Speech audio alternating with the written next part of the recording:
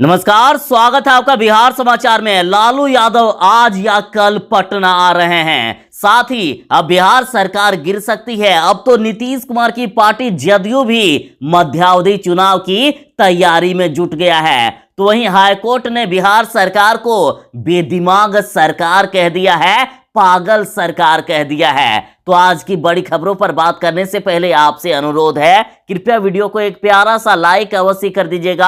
आपका लाइक करना ही हमारी मेहनत का फल होता है।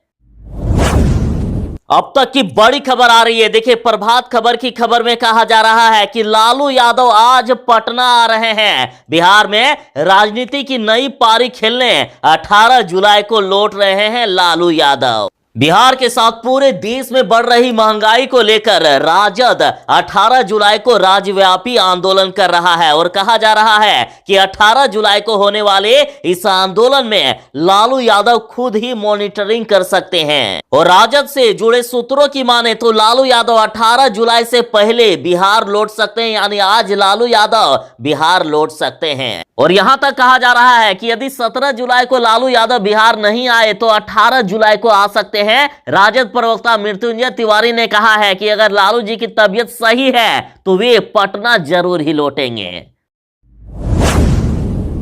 बिहार सरकार के सिस्टम को हाईकोर्ट ने माइंडलेस बता दिया है। शिक्षा विभाग के प्रधान सचिव पर 20,000 का जुर्माना भी लगाया गया। हाईकोर्ट का कहना है कि कोई भी संवैधानिक संस्था बिहार सरकार जैसी बेदिमाग नहीं है। कहा जा रहा है कि बेदिमाग सरकार, माइंडलेस सरकार। और इस पर युवा राजद का कहना है कि बिना दिमाग की सरकार, मतलब भ्रष्टाचार, अफसरशाही, बेरोजगारी, गरीबी से जूझ रही जनता की नियति है ये चौतरफा मार। कोई नीति नहीं, कोई युक्ति नहीं, कोई दिशा नहीं, बस खुद रेंग रहे हैं और आम आदमी को झेला रहे हैं। और इधर आरजेडी पटना का कहना है कि बददिमाग सत्ता लोलुप की बेदिमाग सरकार। बिहार के मुजफ्फरपुर में बाढ़ ने भीषण तबाही मचा दी है। यहां के लोगों का दुख दर्द शब्दों में बयां नहीं किया जा सकता है। यहां इतनी भीषण तबाही है कि पेड़ पर चढ़कर सोच करने को मजबूर है बिहार के बाढ़ पीड़ित।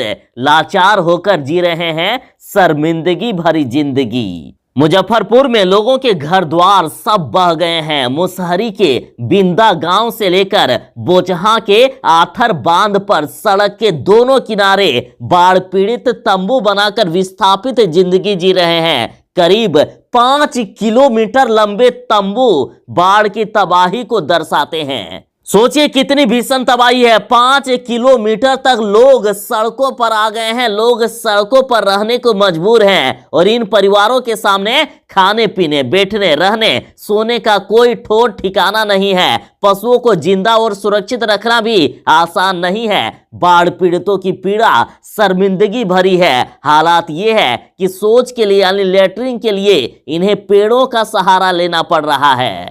कहा जा रहा है कि शर्म की बात तो ये है कि 12 से 13 साल के लड़का से लेके 50 साल तक के लोग थर्माकोल के नाव से पानी में जाके पेड़ पर चढ़ जाते हैं और शौचालय करते हैं। तो वहीं यहां आधा लोगों को मात्र एक शाम का मिलता है खाना।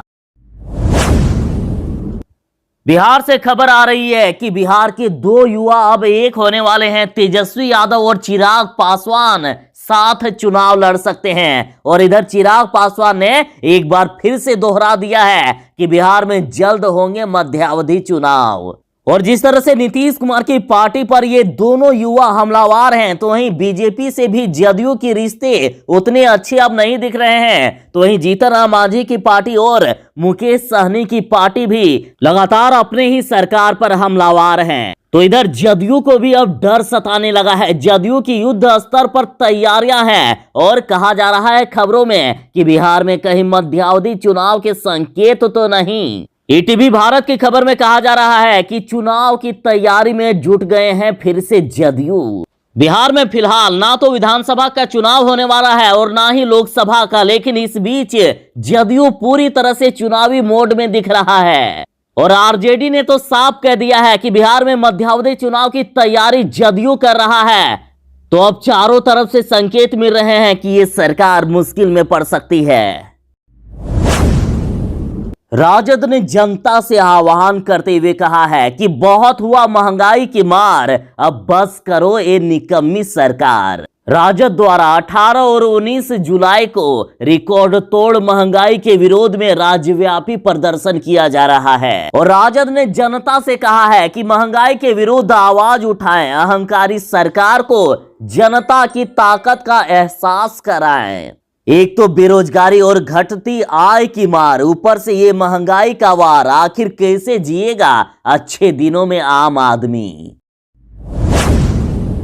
बिहार में जहरीली शराब से लगातार लोगों की मौत हो रही है। बेतिया में अब तक 14 लोगों की मौत हो चुकी है, तो इन शराब के धंधेबाज गांव छोड़कर फरार हो चुके हैं। दरअसल पश्चिमी चंपारण के लोरिया और रामनगर प्रखंड क्षेत्र में मृतकों की संख्या 14 हो गई है। शुक्रवार को 6 और लोगों की मौत हो गई, तो वहीं गुरुवार को 8 लोगों की मौत हुई थी। सभी की मौत जहरीली शराब से पीने की आशंका जताई जा रही है।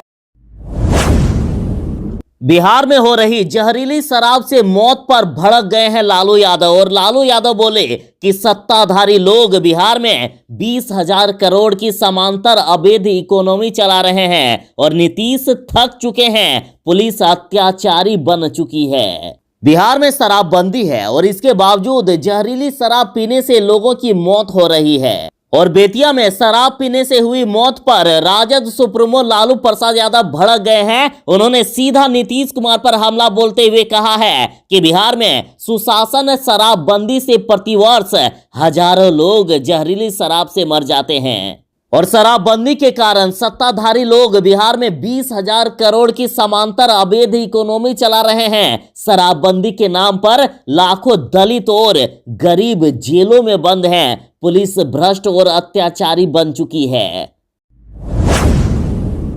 बिहार शिक्षक नियोजन को लेकर बड़ी खबर आ रही है। कई शिक्षक नियोजन प्रक्रिया को ही रद्द कर दिया गया है। बता दें कि 400 नियोजन इकाई की मेघा सूची रद्द हो गई है। यानी शिक्षकों की काउंसलिंग में जिन 400 पंचायतों में काउंसलिंग स्थगित की गई थी, वहां की मेघा सूची रद्द कर दी गई है। नियोजन की बची हुई प्रक्रिया, जैसे कि नए सिरे से मेघा सूची निर्माण से लेकर काउंसलिंग तक, वहां अगले राउंड में कराई जाएगी। साथ ही जिन्होंने गड़बड़ी की है, जिन्होंने अर्थव्यवस्था फैलाई है, उन पर FIR किया जाएगा, तो वहीं नए सिरे से बनाई जाएगी मेघा सूची।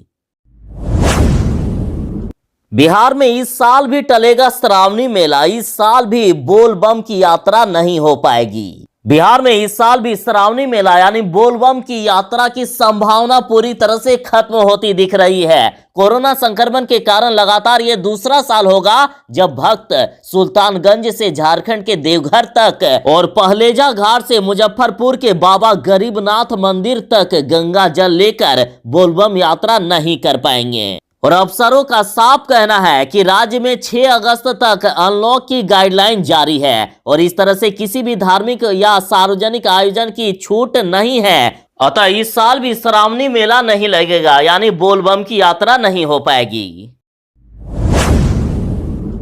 आशीर्वाद यात्रा के दौरान कटिहार में चिराग पासवान ने ऐलान कर दिया है और कहा है कि सिर्फ 2 से 3% को छोड़कर सभी कार्यकर्ता मेरे साथ हैं। चिराग पासवान ने कहा है कि पार्टी को संभालने की जिम्मेदारी मेरे पापा हमें देकर गए थे, लेकिन 2 से 3% लोगों को छोड़कर 95% कार्यकर्ता मेरे साथ हैं, क्योंकि मेरे पिता रामविलास पासवान जीते जी राष्ट्रीय अध्यक्ष की जिम्मेदारी मुझे देकर गए थे। साथ ही कहा गया कि राष्ट्रीय कार्यकारिणी के 99% सदस्य भी मेरे साथ हैं। अब तेजस्वी यादव पिता लालू यादव की तरह काम कर रहे हैं। पिता लालू यादव के रास्ते पर तेजस्वी यादव चल रहे हैं और तबेले में मवेशियों की देखभाल करते नजर आए तेजस्वी यादव। और राजद ने कुछ तस्वीरें शेयर की है। आप देख सकते हैं कि तेजस्वी यादव किस तरह से तबेले में गौ माता की सेवा करते हुए नजर आ रहे हैं। अब पूरी तरह से तेजस्वी यादव लालू यादव के कदम पर चल पड़े हैं और लालू प्रसाद यादव ने पहले ही साफ कर दिया है कि तेजस्वी यादव उनकी उम्मीद से भी अच्छा काम कर रहे हैं। और अब तेजस्वी यादव ने भी पिता के नक्शे कदम पर चलते हुए खुद को भी वही गवई अंदाज अपनाने की कोशिश की है।